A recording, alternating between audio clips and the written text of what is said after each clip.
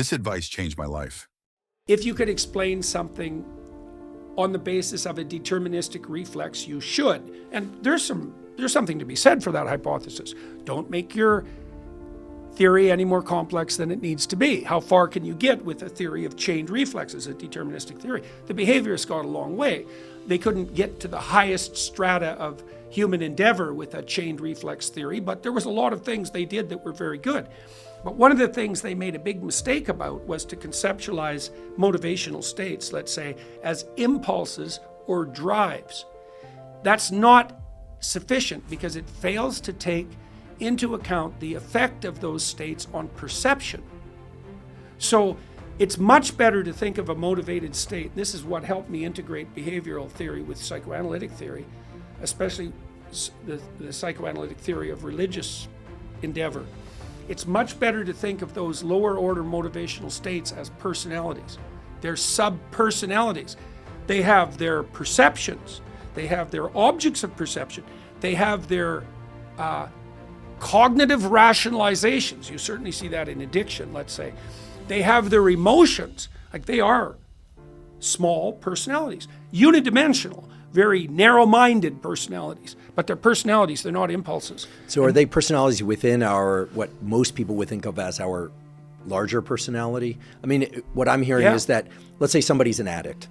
It depends on how integrated you are, because you could be nothing but a succession of dominion of sub-personalities. That's what a 2-year-old is, right? And so you have to build an integrating personality on top of those sub-personalities, but not in a manner that inhibits them. That means your socialization is unsophisticated.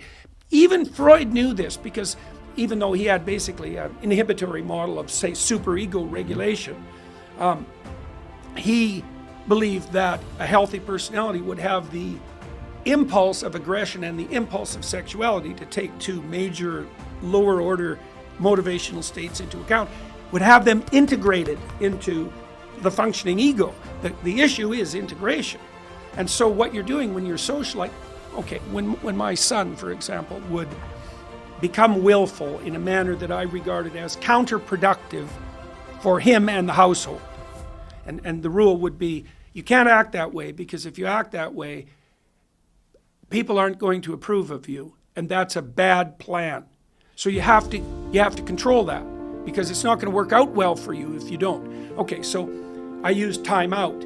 Now, timeout is an effective disciplinary strategy for social creatures, because we don't like isolation. And so timeout basically takes a child, puts the child in isolation. That produces a pain-like response, because social isolation produces It's pure pain. inhibition. Right? Well, that's the question. You see, that's the question.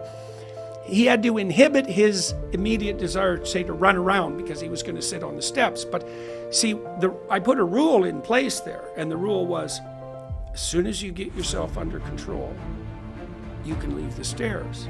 Okay, so now the question is, what does under control mean? One interpretation is inhibition. Another interpretation is, no, he's developing a superordinate personality, probably cortically, that has enough dominion so that those underlying motivational states can now be integrated and placed properly into a hierarchy. And when I'm insisting that he regulate his behavior, and I allow him to move off the step when he is now able to be a social creature again, instead of falling prey to his whim, I'm reinforcing the cortical integration of those underlying motivational states. Now, you might think the human organism comes into the world with a warring battleground of primordial motivational states. That's a perfectly reasonable view. We know a lot of that is mediated by the hypothalamus, for example, the amygdala, and these lower order, biologically, pre-programmed, to some degree, pre-programmed systems. Now, the specific manner in which those systems should find their expression, and the specific way that they're going to be hierarchically integrated, is going to depend to a tremendous degree on the particulars of the society at that moment, which is why you need that 18-year framework to hone the manner in which those systems make themselves manifest. But I think the best